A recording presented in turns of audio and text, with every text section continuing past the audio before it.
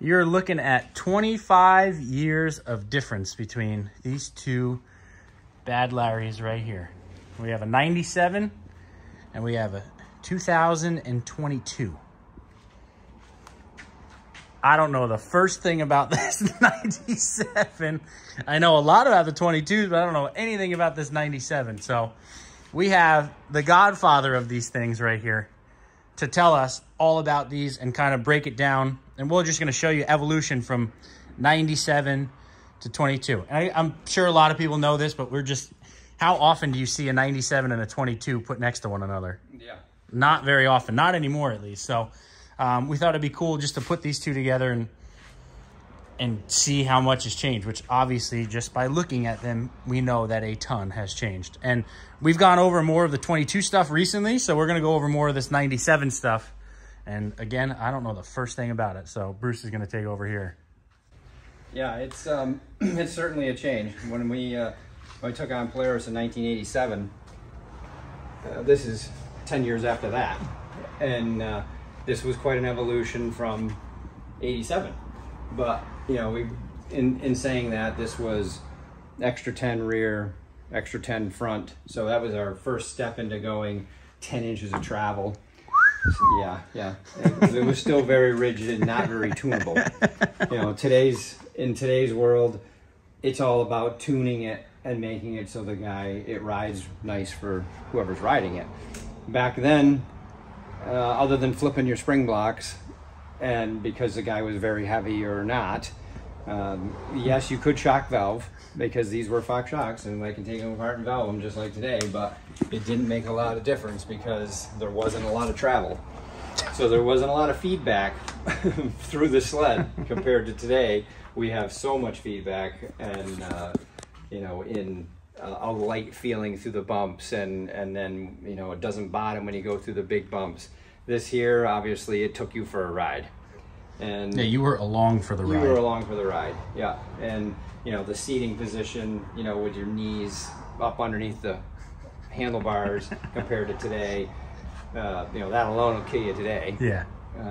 You know, yeah, your knees are at your chest. Yeah, your knees are at your chest, and you know, the side bumpers all the way around with a hood that closes in that, so when you leaned off, your knees were right into that hard spot. I didn't even think about that. Oh yeah. You know, today, I mean, we've gone from Axis, which was really good, to Matrix, which is even better as far as being able to, you know, drop a shoulder and ergonomics drop of it, yeah, and slide across that and lean. You know, this year, not so much. You know, and this year it's all made for you to be forward, whereas here, you know, this is where the rider was so so far back compared to today, where you are. You know, we were sitting at the rear shock. You know, today's one, when you're sitting there, you're sitting on the front track shock. Right, you're almost ahead of it or right above it. Yeah. Yeah, you know, and that's obviously rider forward and more weight, so it turns better. But we still have great traction. I mean, back then we were sitting on the back of the sled and you could spin this thing out like nothing. You know, it didn't help. We had 3/4 inch track, right, compared to today being, you know, that's a 1.6 on that, but even a 1.3 was, you know, double what this was. Right, you didn't even almost hear about it back then, except for the mountain stuff probably had that size track. Yeah, maybe an 1.25 inch then, you know. So, yeah, but where you're sitting, you know, on the very tail of this sled compared to there, and what we do today, and, you know, make small adjustments and how the sled rides, it's a huge difference. Besides, we had so many years of 121. That one there is a 128. And that's basically the shortest, about the shortest thing we sell now, other than a 550 fan or an Evo. Right. You know, so, and which are 121. So today's stuff, 128 and then 129, obviously same length tunnel, and then 136, 137, which is that basically become the most popular length. That used to be like, you know, really long at this time frame. So yeah, you go from.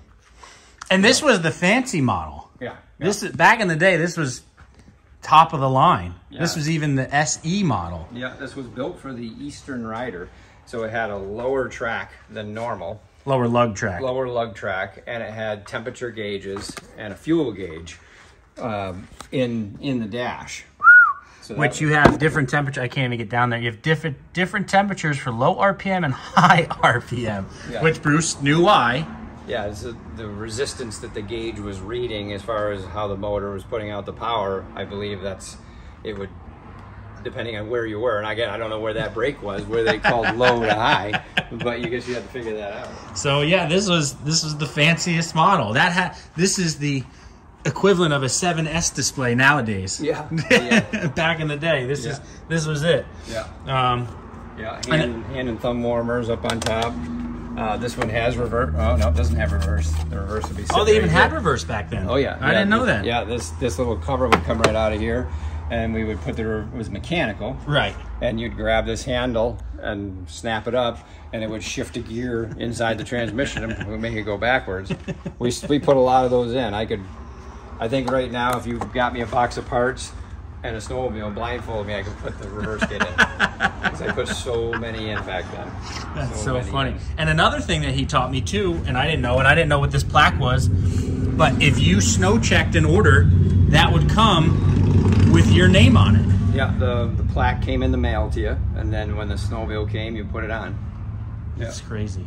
That one's wore off. Yeah, this one's definitely wore off. It was in the sun yesterday, and we were able to see it. It's a Canadian plaque.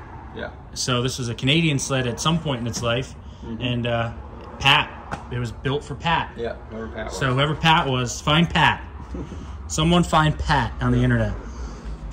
Yep. And then obviously, just in looking at it, we're talking about trailing arms to A-arms. Right. Polaris had trailing arms from late 70s, early 80s with the RXL, and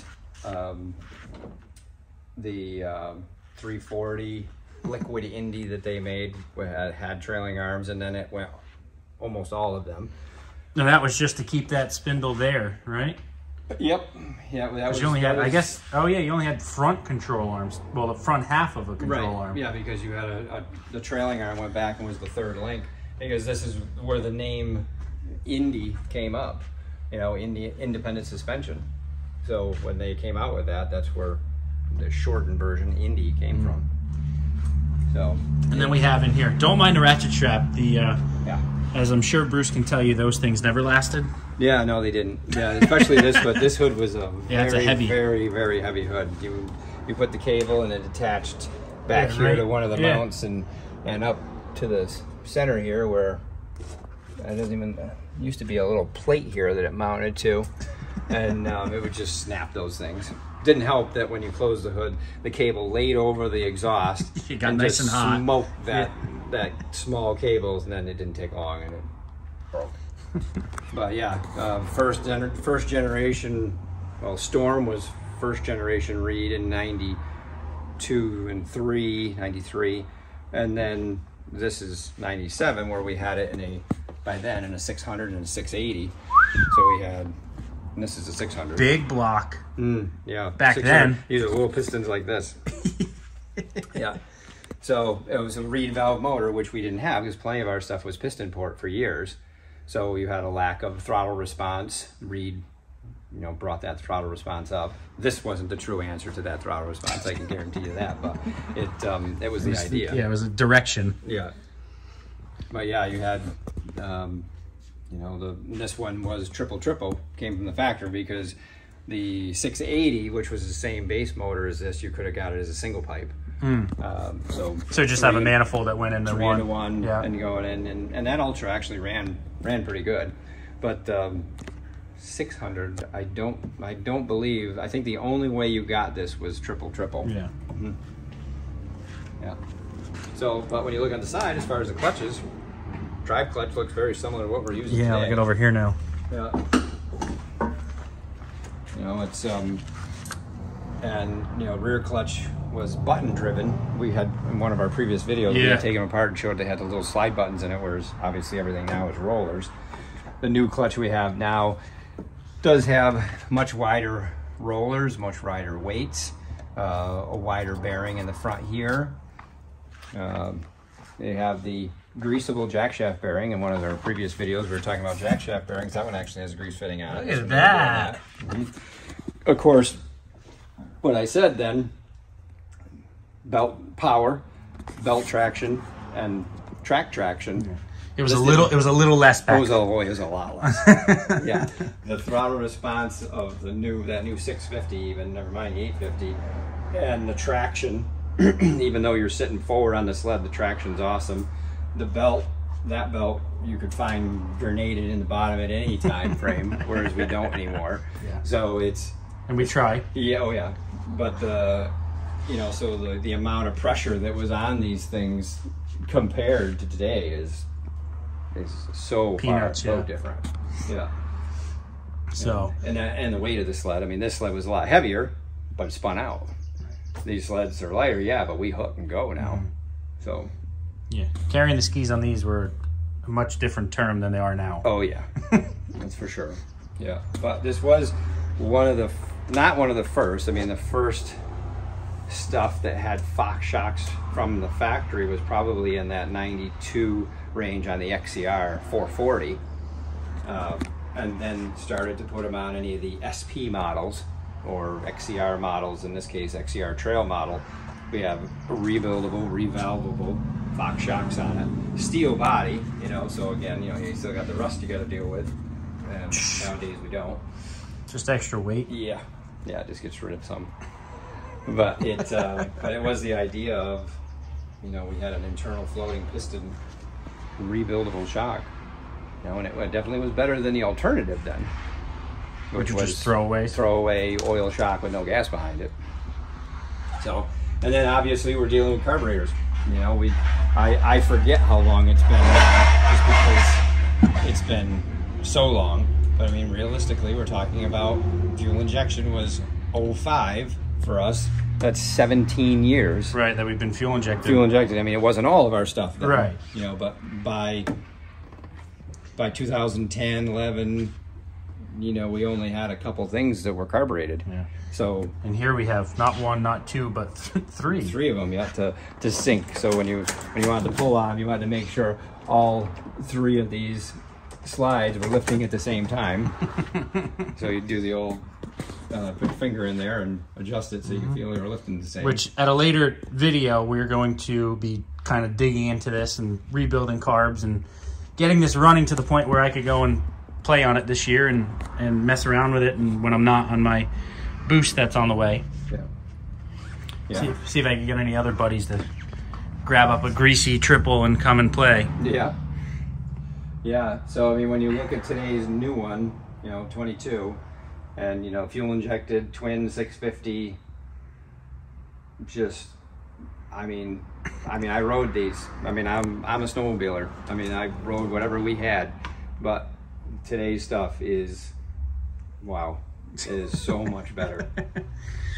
And again, we were just talking about it a little while ago, we're always trying to make stuff better, but you take sled for sled from this out of the factory to that out of the factory, and we are not even in the general ballpark of anywhere near the same. Yeah, I mean, when we had this stuff, the amount of changes we could make, obviously we were clutching stuff then, we were gearing stuff then, we were jetting stuff to make it run better, because there was plenty of room for runnability improvement. That was for sure. Even if you didn't clutch it or jet it, well, you kind of still needed to clutch it just to make the runnability better, because they had low end bogs and all that kind of stuff that we don't deal with at all anymore. Right. Nothing. And but with that being said, you had, as far as handling was concerned, these things turned great. You needed some arm strength. I mean, today they turn so easy with a Polaris ski and so positive. Then, yeah, they were positive, but there was a lot of effort. A lot of effort to make it go. Yeah, and this has CNAs on it here. Jesse puts them on there so that because he's a color match kid. Yeah. But that would really be. Well, we're gonna find out. We got to figure out what Woody's carbides we're gonna throw on it. Yeah. Maybe a set of dualies that help out. Yeah, it could be. Yeah. But yeah, it was, we did a lot of tunage to these to make them feel better for someone. And that meant, in most cases, was just plain making them run better. The other stuff it didn't make a lot of difference. We could make some difference, but it didn't make a lot of difference. Compared to today, right out of the box, it goes great. We have much more tunable shocks with the clickers now, high and lows on these. And then if you want to make a change, you make that change and you feel it. Right. You know, so and you make that change immediately on the side of the trail. Yep. And then but runability, kind of the opposite. They run great. Right. You know, I mean, if somebody wants to tune them because they want a little bit of clutching or want that, okay, yeah, we can do that. But back then, you needed to do it. It was needed. You had to do it. You know, now you can just tune your ergonomics, and that's it. If you wanted to. So times have changed. 25 years is it's a long time for technology to, you know, come through, and I mean, you're seeing it literally right here. Yep. You know, it's someone that doesn't even know snowmobiles will look at these and be like, wow, they came a long ways. Yep. So we wanted to get 2 XCRs in the stable and you know, go through the old one. Oh, the funniest thing to me, and I don't know why it's funny to me, but it had the coolant ran through the brakes. Yep. Yeah, they did that for a lot of years. I mean, I think my 90 or 91 had it on it. Yep. I don't know why it cracks me up. It's just the funniest thing to me. But yeah, so 2 XCRs in the stable, 25 years apart. We are going to get this old 97 one running here in the next couple videos and seeing if we can make some noise with it, which they definitely did that. Yes, they definitely made a lot of noise, and see what old Bruce Sr. here can come up with it. But guys, that's going to do it for this one. As always, make sure to like, make sure to subscribe, and we will see you guys in the next one.